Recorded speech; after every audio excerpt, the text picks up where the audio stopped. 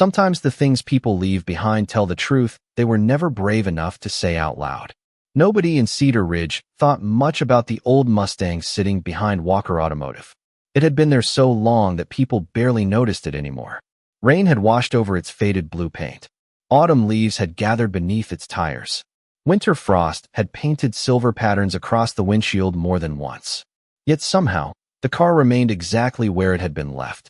Ethan Walker stood in the garage doorway one cold Thursday morning, a coffee mug warming his hands as he stared at the vehicle through the pale sunlight. 41 years old, a single father, and the owner of a repair shop that barely paid the bills, Ethan had learned long ago not to waste energy wondering why people did what they did. Still, this car bothered him. 3 months, muttered his employee, Jake Morrison, as he walked past carrying a toolbox. You think she's ever coming back? Ethan glanced toward the office. No calls. None. Emails. Nothing. Jake shrugged. Guess rich people forget stuff different than the rest of us. Ethan managed a faint smile. Maybe. But something about Charlotte Hayes never felt careless. Everyone in America knew the name. Charlotte Hayes was the CEO of Hayes Mobility, a transportation company worth billions. Her face appeared in business magazines. Her speeches appeared online. People called her one of the most powerful women in the country. Yet the day she arrived at the shop, she hadn't looked powerful. She had looked tired. Ethan still remembered the way she stepped out of the Mustang. Expensive coat, expensive watch, but eyes that seemed exhausted beyond words. She handed him the keys, asked for a complete inspection, signed the paperwork, thanked him politely, then drove away in a rental car arranged by her assistant. She never returned. At first, Ethan assumed she was busy. Then a week passed. Then a month. Then another. Eventually the calls stopped connecting. Her corporate office offered no answers. The assistant who had dropped off the rental vehicle was no longer employed. It was as if Charlotte Hayes had vanished from the world overnight. Inside the garage, the familiar sounds echoed through the morning air. Ratchets clicked. Air compressors hissed. Country music played softly from an old radio near the workbench. The scent of motor oil mixed with fresh coffee and sawdust from a neighboring workshop. Life moved forward the way it always did. Quietly. Steadily. But the Mustang remained. Waiting. Ethan looked down at the paperwork one more time. According to state regulations, the vehicle had officially reached abandonment status. By law, he could begin the process of reclaiming ownership. He hated doing things like that. It never felt right. Yet the shop needed space, and bills kept arriving whether people paid them or not. He sighed and slipped the folder beneath his arm. Guess it's time, he said softly. Jake nodded. You finally gonna open her up? Ethan looked toward the Mustang again. Sunlight reflected across the windshield, almost like a signal. For reasons he couldn't explain, a strange feeling settled into his chest. Not excitement. Not fear. Something quieter. The kind of feeling that appears right before a life changes direction. And neither Ethan Walker nor anyone else in Cedar Ridge could have imagined that hidden somewhere inside that abandoned car was a discovery that would change for lives forever. The next morning arrived beneath a blanket of gray clouds that hung low over Cedar Ridge.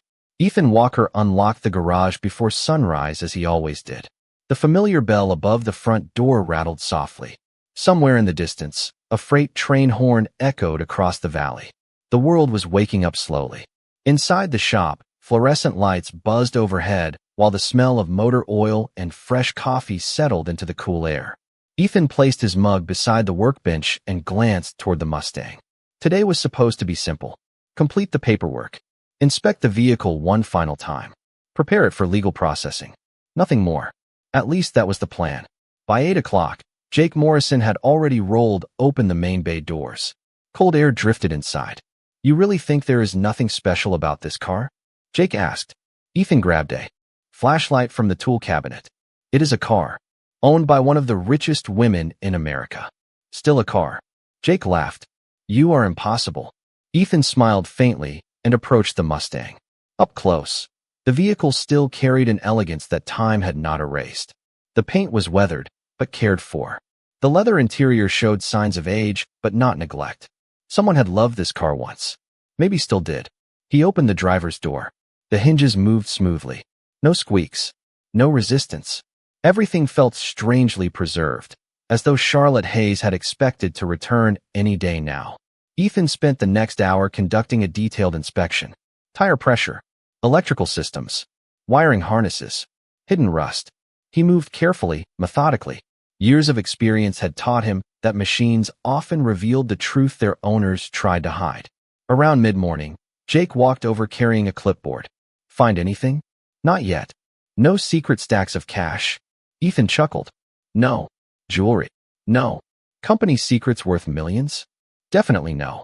Jake shook his head dramatically. That is disappointing. The garage settled into its normal rhythm again. Air compressors hissed. Wrenches clicked. Customers came and went. Yet Ethan could not shake the feeling that something was unfinished.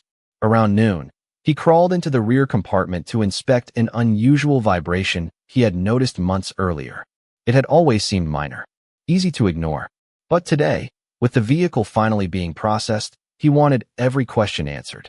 His flashlight beam swept across the interior panels. Everything appeared normal at first. Bolts, brackets, factory welds. Dust gathered in narrow corners. Then he noticed something odd. A small section behind the passenger side panel looked different.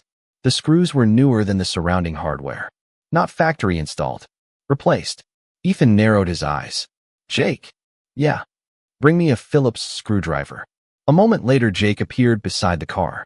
What did you find? Ethan pointed. See those screws? Jake leaned closer. That is strange. Exactly. The noise of the garage seemed to fade as Ethan carefully removed each screw. One by one. Slow and steady. The panel loosened slightly. He slid his fingers beneath the edge and pulled. For a second, nothing happened. Then the compartment shifted open with a quiet click. Both men froze. Inside was a hidden storage space neither of them had known existed. Jake stared. You have got to be kidding me. Ethan aimed his flashlight into the darkness. There was no cash. No jewelry. No corporate paperwork. Instead, resting alone inside the compartment sat an old rectangular object wrapped carefully in a faded blue cloth. The fabric looked worn from years of handling. Ethan reached forward slowly and lifted it out. Dust drifted through the beam of light. The object was surprisingly heavy. Jake swallowed. What is it? Ethan carefully unfolded the cloth. The moment the last corner fell away, both men stared in silence. Resting in Ethan's hands was a vintage cassette recorder, and attached to it, secured with a yellowed piece of tape, was a handwritten note in elegant script. The note contained only 6 words. For my daughter, if she asks. The garage suddenly felt quieter than it had a moment earlier. Even the usual hum of machinery seemed distant as Ethan Walker stared at the note attached to the recorder. For my daughter, if she asks. Jake Morrison looked from the note to Ethan and back again. That is not normal, he said softly. Ethan did not answer right away. He carefully turned the recorder over in his hands. The plastic casing showed scratches from years of use. The buttons had faded, yet somehow it still looked protected, preserved with intention. Whoever placed it inside that hidden compartment had wanted it to survive. Does it still work? Jake asked. Ethan brushed away a layer of dust and opened the battery compartment. To his surprise, fresh batteries sat inside. Not new, but far newer than everything around them. His stomach tightened. Someone expected this to be found. Jake folded his arms. Or expected someone to listen. For a long moment, neither man moved. Then Ethan pressed the play button. The tape wheels turned slowly. A faint hiss filled the air. Static crackled through the tiny speaker. At first there was nothing else. Then a woman's voice emerged from the noise. Soft, fragile, trembling slightly. If you are hearing this, then something happened before I found the courage to tell you myself. Ethan felt his chest tighten immediately. He recognized the voice. Charlotte Hayes. Not the confident executive who appeared on magazine covers. Not the polished leader from television interviews. This voice sounded different. Human. Vulnerable. I do not know how old you are now. The recording continued. I do not know where life has taken you. But I need you to know one thing before anything else. I never stopped loving you. Jake lowered his gaze. The garage remained silent around them. Charlotte paused for several seconds on the recording, as if searching for strength. Ethan could hear her breathing. There are people who will tell you I walked away. There are people who will tell you I chose my career over being your mother. They will tell you I cared more about money than family. I know they will because they have spent years telling that story. Her voice cracked slightly. Then she continued. It is not true. Ethan slowly sat down on a nearby stool. Something about those words reminded him of long nights after his wife passed away. Nights when Sophie had asked questions he could barely answer himself. Questions about loss, about absence, about why people disappeared from our lives even when love remained. The tape continued turning. Every birthday, I wrote you a letter. Every Christmas, I bought a gift I could never deliver. Every year, I believed I would find a way back to you. The recorder emitted another burst of static. Charlotte took a shaky breath. If you are listening to this, then maybe truth still has a chance. Ethan stared at the floor. The scent of oil and coffee lingered in the air. Outside, traffic rolled past on Main Street. Life continued as usual for everyone else. But inside the garage, something had shifted. This was no longer an abandoned vehicle. It was no longer a forgotten repair order. It was the beginning of a story buried for years. And as the tape kept spinning, Ethan realized he was listening to a mother trying desperately to reach a daughter she had never stopped searching for. The tape clicked softly as one recording ended and another began. Ethan Walker did not realize how much time had passed until he glanced through the garage window and saw the afternoon sun hanging low above the rooftops of Cedar Ridge. Jake had stopped working entirely. Even the customers who came and went seemed distant now. All that mattered was the voice coming from the small recorder resting on the workbench. A burst of static filled the speaker before Charlotte Hayes spoke again.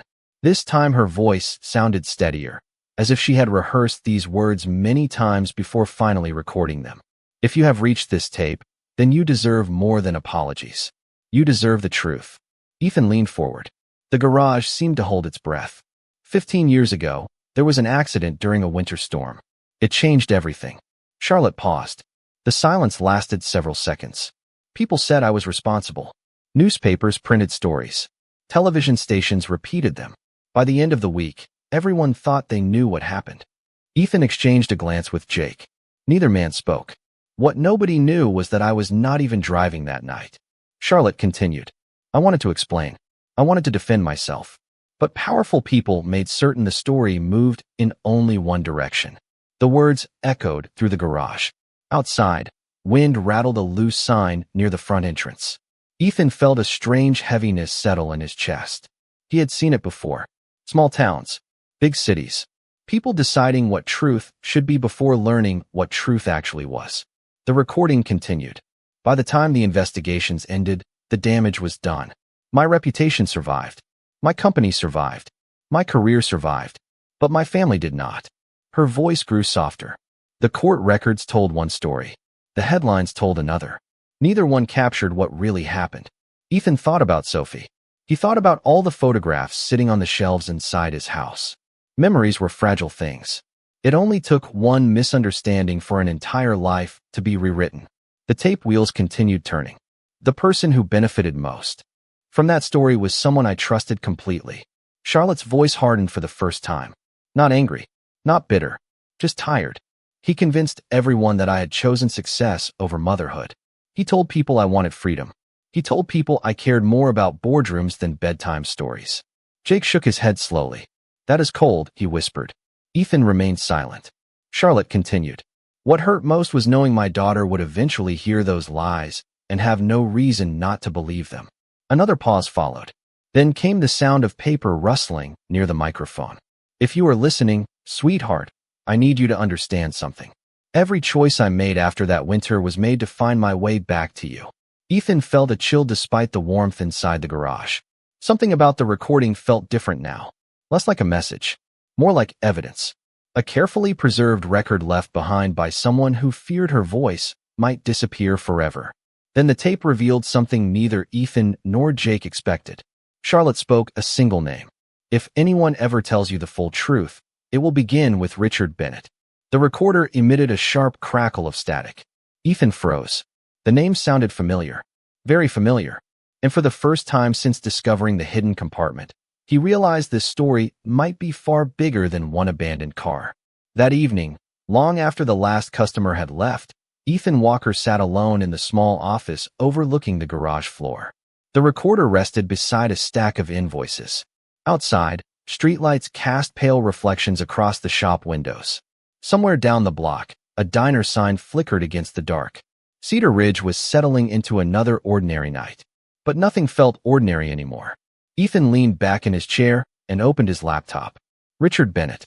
The name had been bothering him for hours. He typed it into a search engine and waited. Within seconds, dozens of results appeared. Business articles, corporate announcements, financial interviews.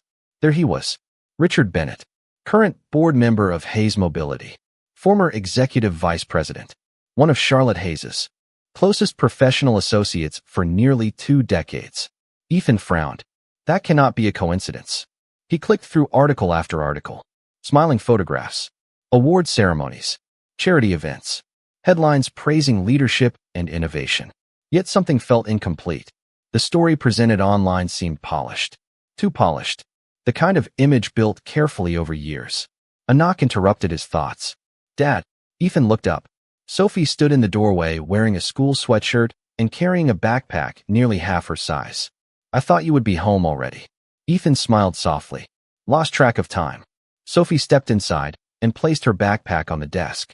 Her eyes immediately landed on the recorder. What is that? Ethan hesitated. Something I found in a car. Sophie studied his expression. Something important? Maybe. She nodded thoughtfully. At 10 years old, Sophie possessed a quiet wisdom that often surprised him. She sat across from him and glanced toward the dark garage. You look sad. Ethan laughed softly. Do I? A little. He looked at the recorder again. I think somebody has been carrying a very heavy burden for a long time. Sophie folded her hands. Can you help? The question lingered in the room. Simple. Honest. The kind of question children ask because they have not yet learned all the reasons adults give for looking away. Ethan thought about Charlotte's voice. The pain hidden beneath every word. The years spent trying to reach someone who might never hear her side of the story. I do not know, he admitted. Sophie nodded. But you want to try? Ethan smiled. Yeah, I think I do. Later that night, after Sophie had fallen asleep, Ethan returned to the office. He listened to the recordings again. Then again. Each time he noticed details he had missed before. Dates. Places. Small references buried inside Charlotte's words. Tiny fragments of a much larger story. Around midnight, he opened a notebook and began writing everything down. Names. Locations. Connections. Clues. The deeper he looked, the clearer one fact became. Charlotte Hayes had not hidden those recordings to protect herself. She had hidden them to protect the truth. As Ethan closed the notebook, his eyes settled on one final detail mentioned briefly in the tapes. A town 200 miles away, a private boarding school, and a young girl who would now be 20 years old. For the first time since finding the recorder, Ethan realized there might actually be a way to find her.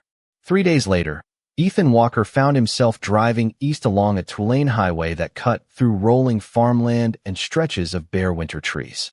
The recorder sat on the passenger seat beside him, carefully wrapped in the same faded blue cloth. He had spent every evening studying the clues hidden inside Charlotte Hayes' recordings. One detail kept resurfacing. A private boarding school called St. Catherine Academy. The place where Charlotte's daughter had reportedly spent several years after the events described on the tapes. The morning sky was pale gray. Wind pushed across open fields. Pickup trucks and grain haulers passed occasionally in the opposite lane. Ethan was not entirely sure why he had decided to make the trip. Part of him felt it was none of his business. Another part remembered Sophie's question. Can you help? Sometimes the right thing begins before certainty arrives. Around noon, Ethan pulled into the academy's visitor parking lot. The campus looked peaceful. Brick buildings surrounded a central courtyard where students crossed between classes carrying backpacks and coffee cups. Nothing about the place suggested secrets. Yet Ethan knew enough about life to understand that appearances rarely told the whole story. Inside the administration office, a receptionist greeted him politely. Can I help you? Ethan offered a respectful smile. I am looking for information about a former student. The woman listened carefully before shaking her head. I am sorry. We cannot release personal records. Ethan nodded. He had expected that answer. I understand. He turned to leave. Then the receptionist hesitated. If this concerns Emily Bennett, you are not the first person who has asked. Ethan stopped. Emily Bennett. The woman immediately looked uncomfortable. I probably should not have said that. Ethan thanked her anyway and walked back outside. Emily Bennett. The name echoed inside his mind. Bennett. the same last name as Richard Bennett. He sat on a bench overlooking the courtyard and opened his notebook. For the next hour, he searched public records and old articles using his phone. Piece by piece, a pattern emerged. 15 years ago, Richard Bennett had obtained legal guardianship of a young girl named Emily Bennett shortly after the scandal involving Charlotte Hayes. Publicly, the arrangement had been described as temporary. Yet the temporary arrangement somehow lasted an entire childhood. Ethan stared at the screen. The story was becoming harder to ignore. Then he found something else. A recent article from a small newspaper in Colorado. A photograph accompanied the story. The image showed a young woman standing outside a community arts center during a charity event. She appeared to be about 20 years old. Long blonde hair, kind eyes, a cautious smile. The caption beneath the photograph read, "Emily Bennett, local music instructor and volunteer coordinator." Ethan looked at the picture for a long time. He could see traces of Charlotte Hayes in her features. Not enough to prove anything, just enough to raise questions. Questions that had never been answered. As he closed the article, his phone suddenly rang. The number was unfamiliar. Ethan answered. "Hello." Several seconds passed before a woman's voice spoke softly from the other end. Tired, hesitant, familiar. "Mr. Walker?" Ethan sat upright immediately. "Yes." The voice trembled slightly. "My name is Charlotte Hayes. I believe you found something that belongs to me."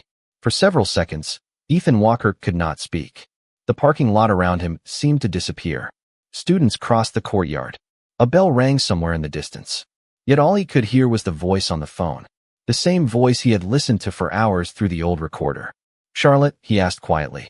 A long silence followed. "Yes," she replied. "Thank you for answering." Ethan stood and walked toward the edge of the campus lawn. "How did you find me?"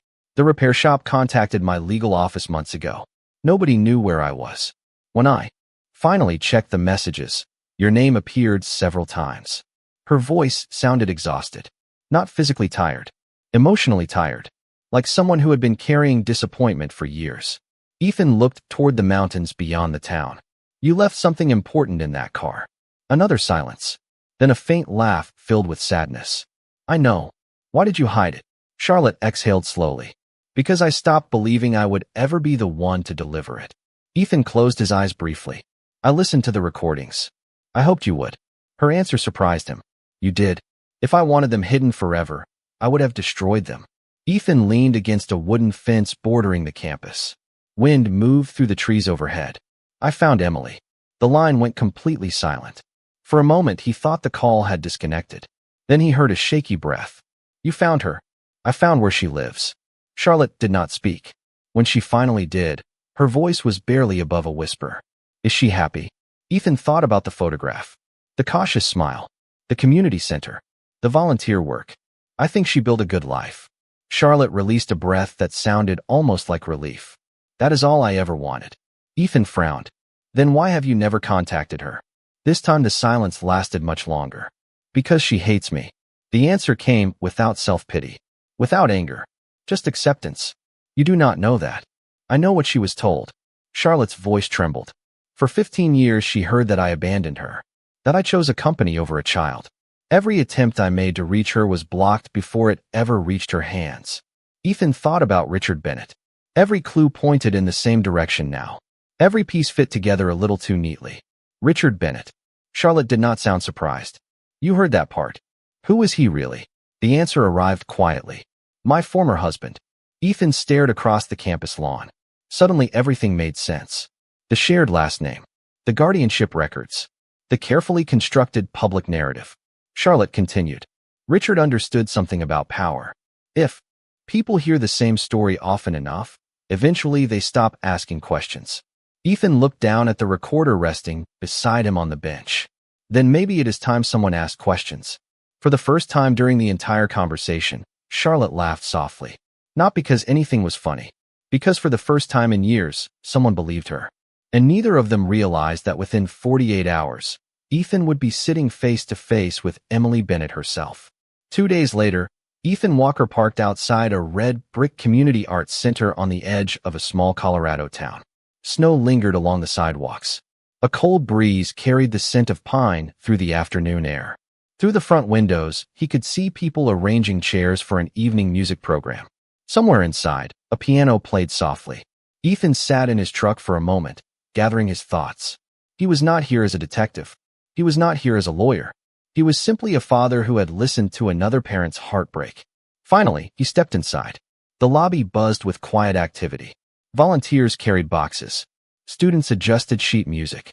Near the stage stood a young woman helping a group of children prepare for rehearsal. Ethan recognized her immediately from the newspaper photograph. Emily Bennett. She looked almost exactly as he imagined.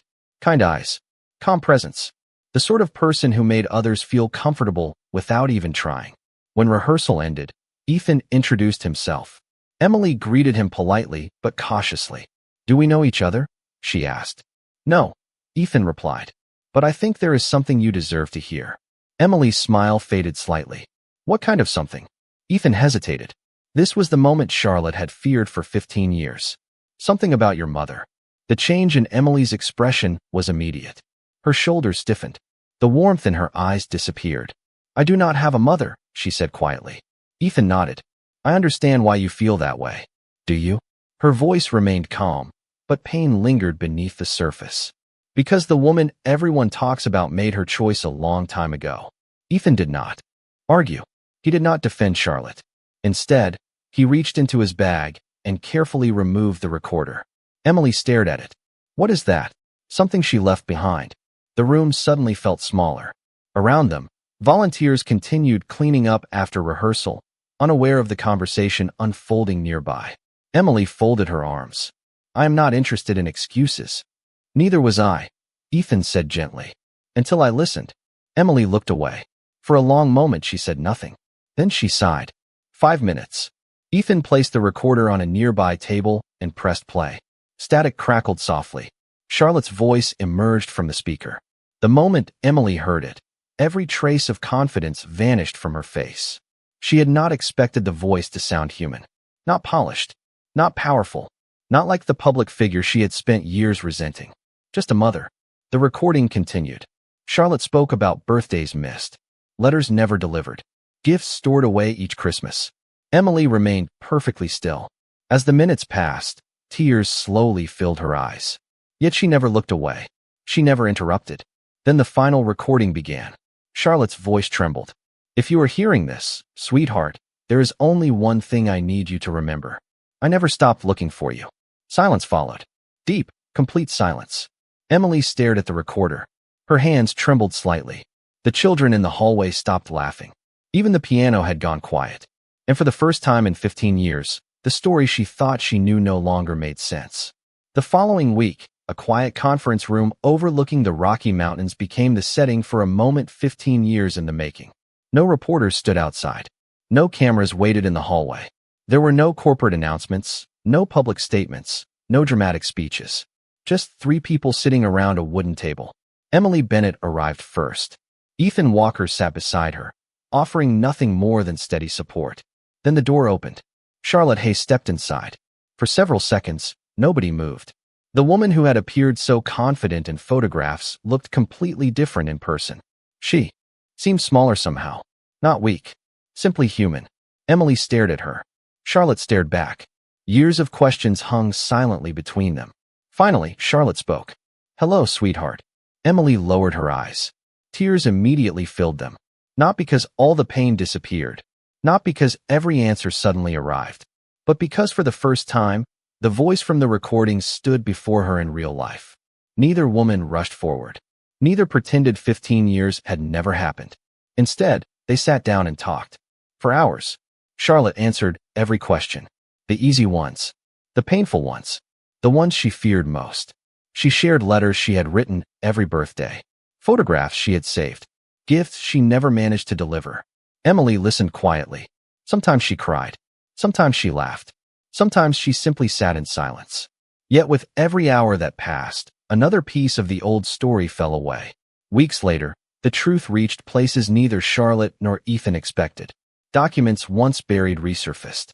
Former employees came forward. Old records revealed inconsistencies that had remained hidden for years. The carefully maintained narrative surrounding Richard Bennett began to unravel. Not through revenge. Not through anger. Through truth. The same truth Charlotte had protected inside an old recorder all those years. Public opinion shifted. Questions multiplied. Investigations followed. Eventually, even the board of Hayes Mobility could no longer ignore what had happened. Richard Bennett quietly resigned. Charlotte's reputation, once damaged by assumptions and silence, began to recover. Yet none of that mattered as much as what happened next. One spring afternoon, nearly a year after the abandoned Mustang changed everything, Ethan stood outside Walker Automotive watching Sophie ride her bicycle across the parking lot. The garage was thriving. Business had improved. Life felt lighter somehow. A familiar car pulled into the driveway. The restored Mustang gleamed beneath the afternoon sun. Charlotte stepped out first. Emily followed. Both women were smiling. Sophie immediately ran toward them. "You made it." Charlotte laughed. "We promised we would." They spent the afternoon together sharing lunch beneath the shade of an old oak tree behind the shop. No headlines. No board meetings. No discussions about money. Just conversation. Family. Second chances. As evening settled across Cedar Ridge, Ethan watched Emily and Charlotte talking beside the Mustang. Their laughter drifted through the warm air.